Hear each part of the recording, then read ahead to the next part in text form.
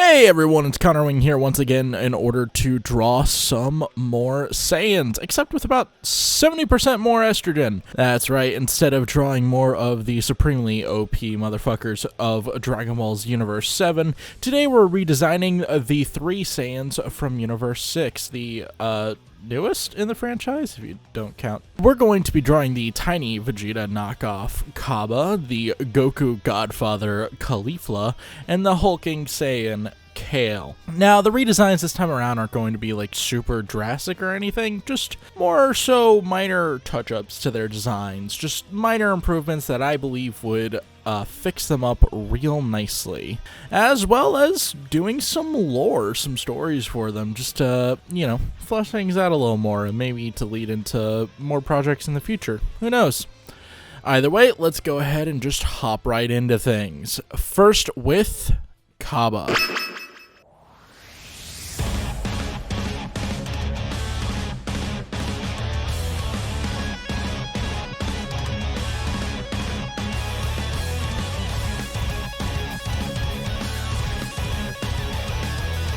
Alrighty, so Kaba was the first of these that I drew. As usual, we're going in like timeline order, and I really do like how he turned out. He comes across as a lot less of like a straight up Vegeta knockoff and more of like, oh yeah, this is like, you know, he's the Vegeta parallel, but he doesn't literally just like be little Vegeta, if that makes sense.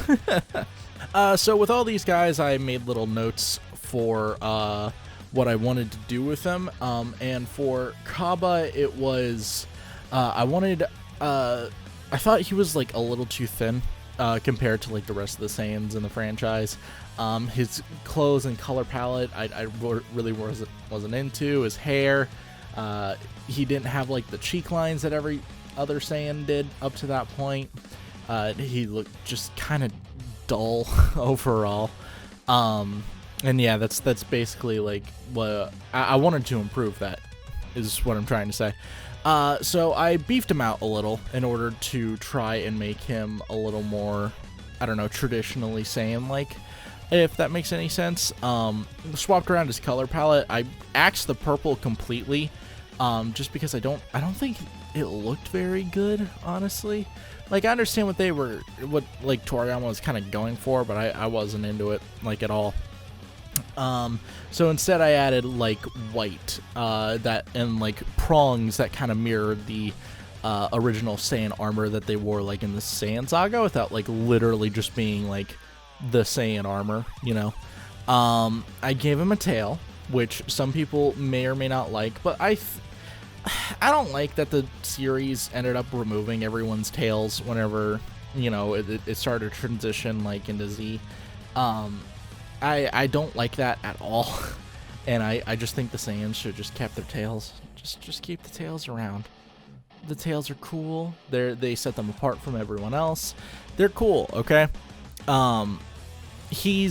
And within like my version, there's no like comparison here, but I imagine he's shorter than Vegeta, just because I find that funny. Vegeta is like, I don't know, 5'6", and Kaba's like 5 foot even, easy. I just think that's funny. And I also made him a part of, I gave him the Galactic Patrol symbol, not because he's literally a part of like Universe 7's Galactic Patrol, but just to make things like a little more interesting. Like, he's a part of the good force in the universe, whereas Vegeta was obviously a part of the Frieza force for the longest time. And now on to a little bit of backstory.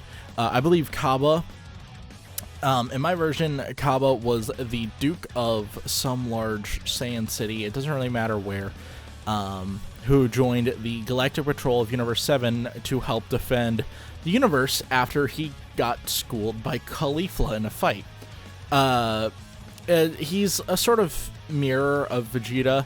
Although he was kind of a prick, he wasn't like, you know, a monster like Vegeta was, until he learned about like other villains in the universe out there, and then he joined the Universe 6 version of the Galactic Patrol.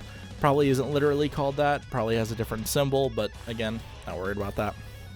After that, he does other things, you know, stories happen, you know. I have some ideas, like specifically, like Lord Slug is a part of this universe. It's like a mirror to King Piccolo, just because I think that'd be fun. But that's all I have for Kaba.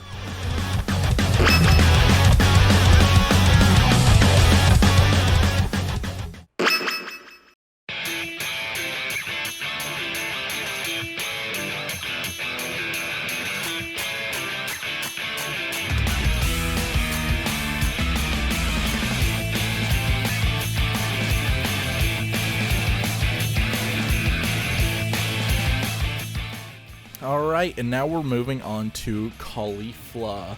Again, I have like notes for this one. Again, it's too thin. Her hair needed a little bit of an upgrade, though I didn't actually end up changing it all that much.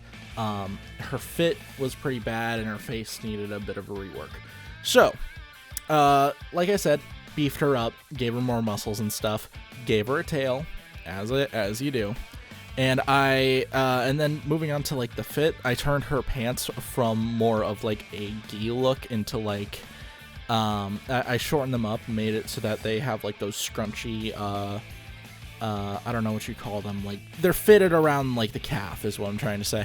I turned her cloth like kind of tube top thing into more of a sports bra because the tube top feels pretty impractical to me. The sports bra keeps the design relatively the same, while still making her outfit a little more practical. Just because, you know, I don't like it. The end result, I don't like it. I want it to be different. The belt, her belt, I don't think she had a belt originally, but I gave her one because they look good. And it's like tied off to the side, just because, again, that looks cool. It balances out really well with the tail. And I threw on the Dawn kanji as like a placeholder to show that she trained under, you know, someone or another. It gives it a little more detail. It gives it a little more like lore implications and stuff like that. Oh yeah, and it's not shown here, but I do think she would have a leather jacket she'd wear as like almost a casual outfit, just because the leather jackets are cool. They're dope. I gave her face a little bit of a touch up.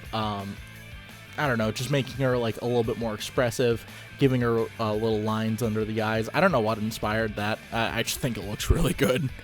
And now time for the lore I have for Kefla. So Kefla was raised on them Sadala streets, eventually, and she eventually grew up to become like a small-time criminal who worked her way up to becoming a gang ringleader at ye olden age of roughly a teenager, with Kale as like her right-hand woman. After a run-in with Mr. Duke, who again is Kaba, and schooling his ass, she actually started getting like the hunger for like a genuine battle that most Saiyans have, but I imagine in Universe 6 it's a lot more downplayed. She began to get that hunger for battle rather than just the thrills she got before, which was running from the cops and shit. And she began training under some master, which leads to friction and stories and fun times. You know how it is. This is just like basic concepts. Anyway, here's Kefla.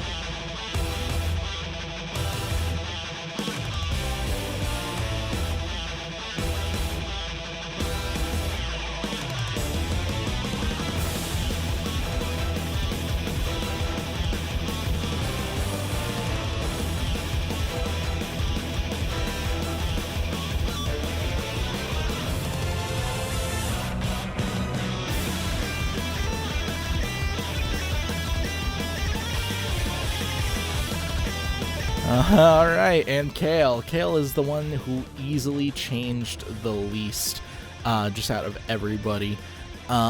Oops. I tried to bring her just a little closer to, like, Super Broly, since she's kind of a parody of old Broly.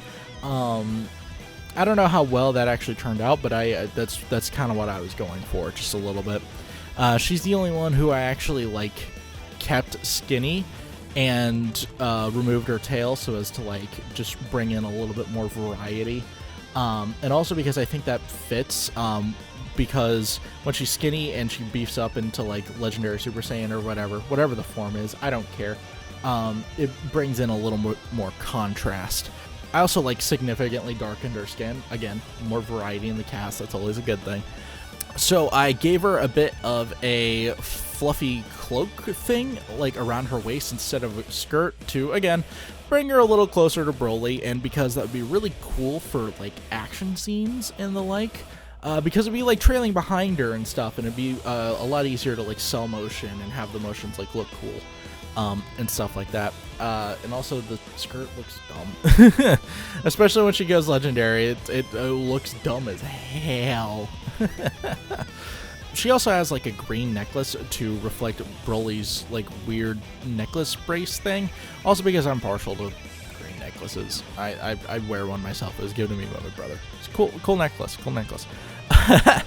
Apparently in the original, the necklace was like an inhibitor or something. I don't know. I haven't seen the original Broly movie. I don't care enough.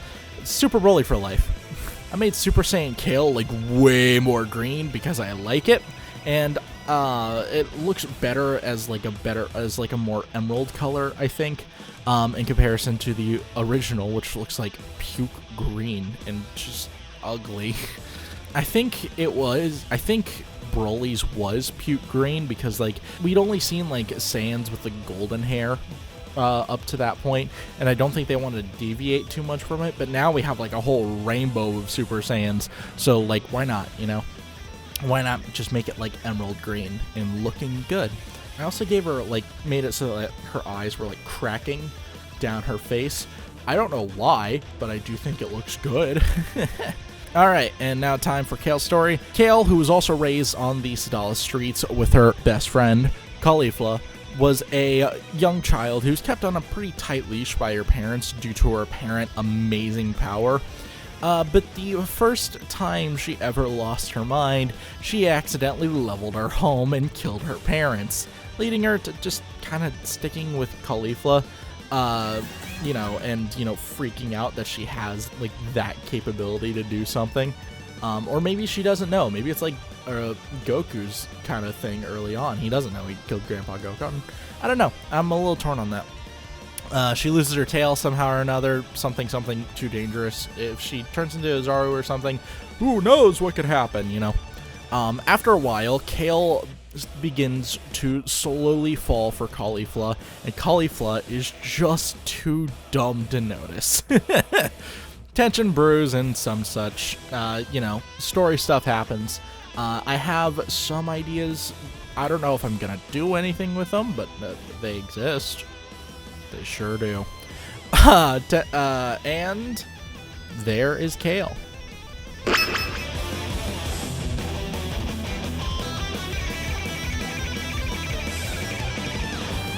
Alrighty guys, and that is another speed draw in the books. I hope you guys enjoyed it this time around.